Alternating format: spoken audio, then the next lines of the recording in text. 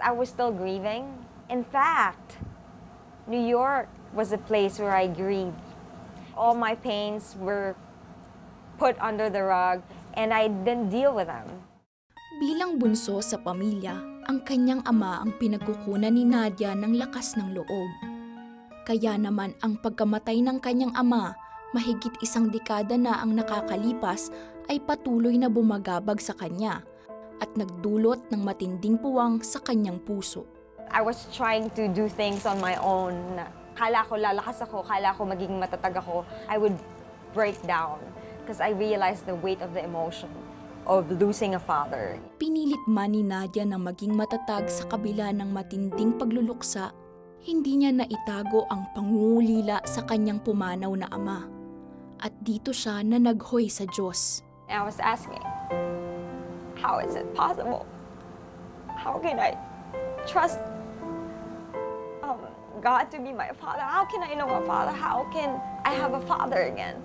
If I'm grieving because I just lost a father. Hindi naman naging maiksi ang kamay ng Diyos sa pag-abot kay Nadia.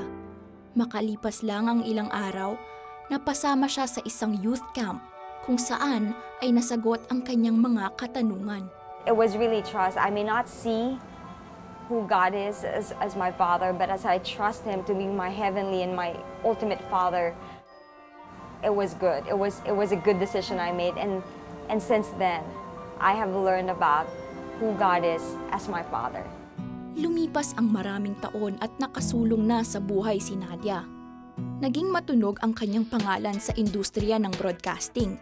Mula sa pagiging TV reporter, naging executive producer siya ng Bantay Bata.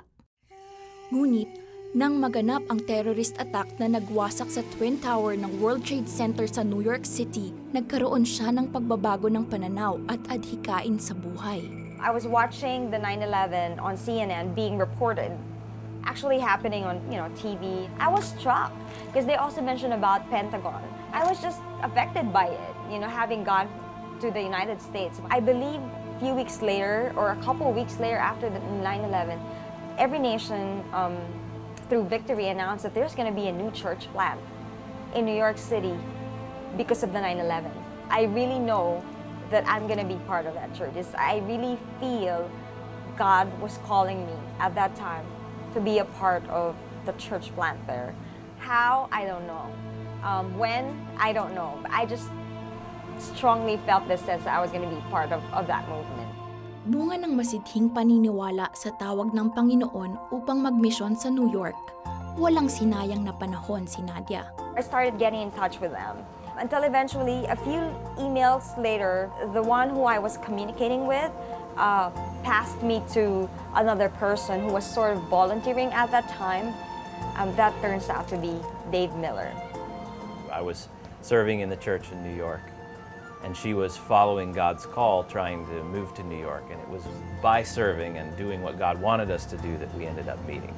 At kahit sa gitna ng pag-aalaga niya sa kanyang inang may sakit na noon, hindi pa rin namayani ang pagdududa sa tawag ng Panginoon sa kanya. It was hard for me because I will not be able to leave my job here. Not to mention, I will not be able to leave my mom. Because at that time when these things were happening in coordinating with Dave, I had to work hard here because I'm supporting my mom emotionally, spiritually, and financially too at that time. Lingid sa kaalaman ni Nadia, may mas malaking plano ang Diyos sa kanya. At di niya inakalang kasama si Dave Miller sa planong iyon. I always try to remove him in the picture. Like, oh, this is a distraction. I always call him, oh, this is a distraction, this is a distraction. I don't even know who this guy is. Sino ba to? Parang nangiistorbo lang sa focus ko, yung focus ko, New York. Never anybody before her that I had ever felt this way about. I just was head over heels in love with her. At ang tawag nga ng pagkakaroon ng pamilya sa New York ay lubusan niyang naintindihan nang mamatay ang kanyang ina.